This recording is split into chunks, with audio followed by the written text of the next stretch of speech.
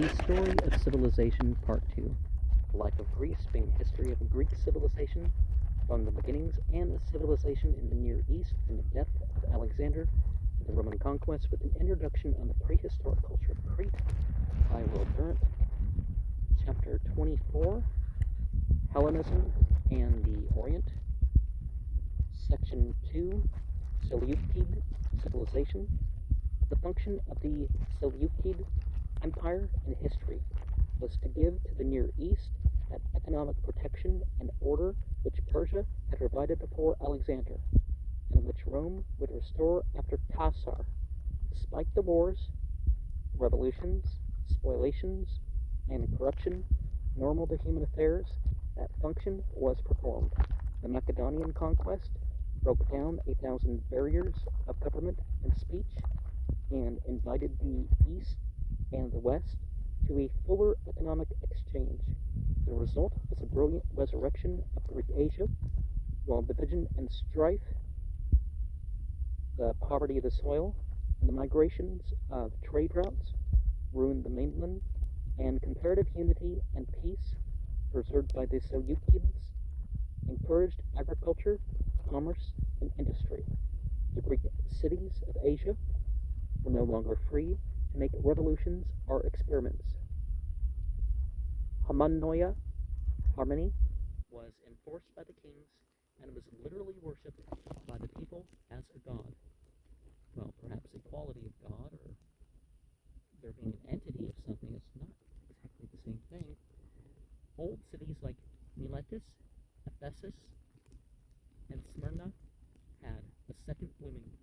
The valleys of the Tigris, the Euphrates, the Jordan, the Orontes, the Mount Ander, the Halys, the Oxus, were fertile then beyond the conception of present imagination.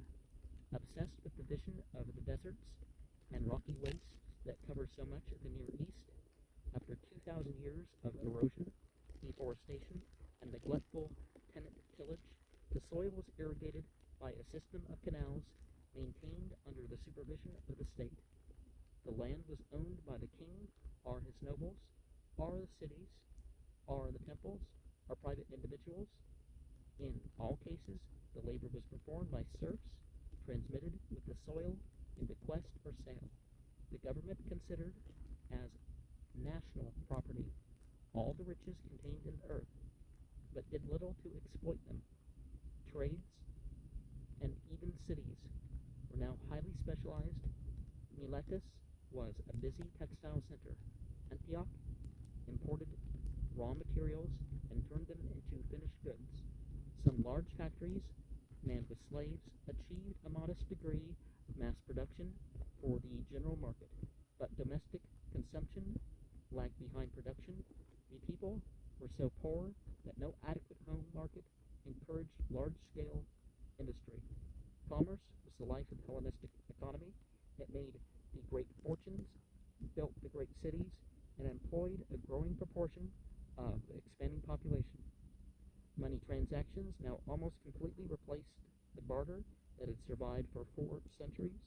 The coinage of Croesus, Egypt, Rhodes, and Seleucia, Pergamum, and other governments issued currencies sufficiently stable and similar to facilitate international trade. Bankers provided public and private credit. Ships were larger, made 4 to 6 knots per hour, and shortened voyages by crossing the open sea. On the land, the Seleucids developed and extended the great highways left as part of Persia's legacy to the east.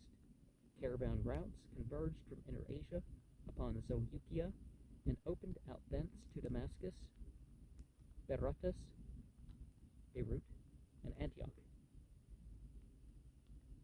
Enriched by trade, and enriching it in turn, populous centers rose there, and at Babylon,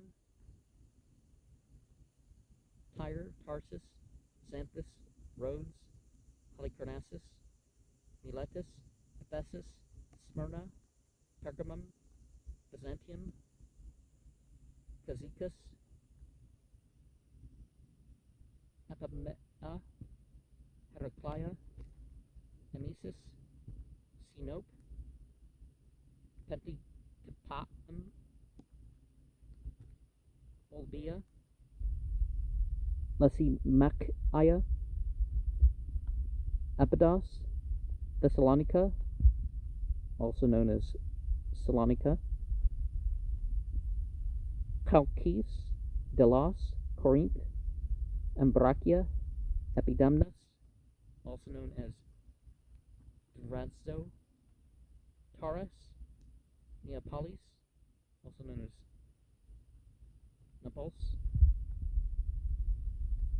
Rome, Massalia, Emporium, Panormus, also known as Palermo, Syracuse, Attica, Carthage, Kyrene, and Alexandria. One busy web of trade bound together Spain under Carthage and Rome. Carthage under Hamilcar, Syracuse under Hieron II, Rome under the Scipios, Macedonia under the Antigonines, Greece under the Leagues, Egypt under the Ptolemies, the Near East under the Seleucids, India under the Maurus, and China under the Huns. The routes for China pass through Turkestan, Bactria, and Persia, are over the Ural, Caspian, and Black Seas. The routes from India passed through Afghanistan and Persia to the Seleucia, or through Arabia and Petra to Jerusalem and Damascus, or across the Indian Ocean to Adana, also known as Aden, then through the Red Sea to Arsinoe, also known as Suez, and thence to Alexandria. It was for control of the last two routes that the Seleucid and Ptolemaic dynasties fought these Syrian wars that finally weakened them, both to the point of falling vassal to Rome. The Seleucid monarchy, inheriting the Asiatic tradition, was obsolete. No assembly limited its power. The court was planned on the Oriental style, with chamberlains and lace, eunuchs and uniforms, incense and music. Only the speech and the inner dress remained Greek. The nobles were not half independent chieftains, as in Macedonia or medieval Europe, but administrative or military appointees of the king. It was this structure of monarchy that passed down from Persia through the Seleucids and Sassanids to the Rome of Diocletian and the Byzantium of Constantine, knowing that their power in an alien space rested upon the loyalty of the Greek population. The Seleucid kings labored to restore the old Greek cities and to establish new ones.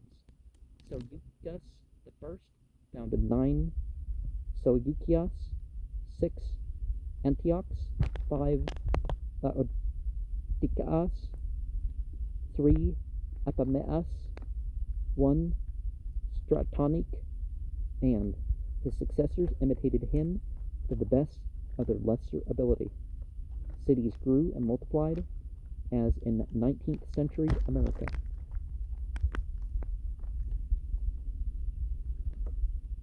And was the expansion faster in 19th or 18th or 20th? Through them, the Hellenization of Western Asia proceeded, on the surface, at a rapid pace. The process, of course, was old. It had begun with the Great Migration, and the Hellenistic dispersion was in part the Renaissance of Ionia, a return of Greek civilization Before Alexander, Greeks had held high offices in the Persian Empire, and Greek merchants had dominated the trade routes of the Near East. Now, the opening of political, commercial, and artistic opportunities drew from Old Greece, Magna, Thracia, and Sicily an immigrant flow of adventurers, settlers, scribes, soldiers, traders, doctors, scholars, and courtesans. Greek sculptors and engravers made statues and coins for Phoenician, Lycian, Carian, Cilician, and Bactrian kings. Greek dancing girls became the rage of Asiatic ports. Sexual immorality took on a Greek grace, and a Greek palastras and gymnasiums aroused in some Orientals an unwanted devotion to athletics and baths. Cities secured new water supplies and drainage systems, avenues were paved and cleaned, schools, libraries, and theaters stimulated reading and literature. Collegians, ephyboy, and university students roamed the streets and played their ancient pranks upon one another and the populace. No one was counted cultured unless he understood Greek and could enjoy the plays of Menander and Euripides. This imposition of Greek civilization upon the Near East is one of the startling phenomena of ancient history. Now, style, per se, should never be forced. People like different styles, even within a culture. No change so swift and far-reaching had ever been seen in Asia. We know too little of its details and its results. We are poorly informed about the literature, philosophy, and science of the Seleucid Asia if we find in it few figures of prime magnitude: Zeno the Stoic, Seleucus the astronomer in the Roman period, Meleager the poet, and Thucydides the polymath. We cannot be sure that there were not many more. It was a flourishing culture, full of variety, refinement, and verve, and as fertile in art as any preceding age. Never before, so far as our knowledge goes, had a civilization achieved so wide a spread and such complex unity amid so many diverse environments. For a century, Western Asia belonged to Europe. The way was prepared for the Pax Romana and the embracing synthesis of Christendom. But the East was not conquered. It was too deeply and anciently itself to yield its soil. The masses of the people continued to speak their native tongues, to pursue their long accustomed ways, and to worship their ancestral gods. Or at least they used the ancestral language and stuff to refer to entities. Because some entities or some aspects they're personified.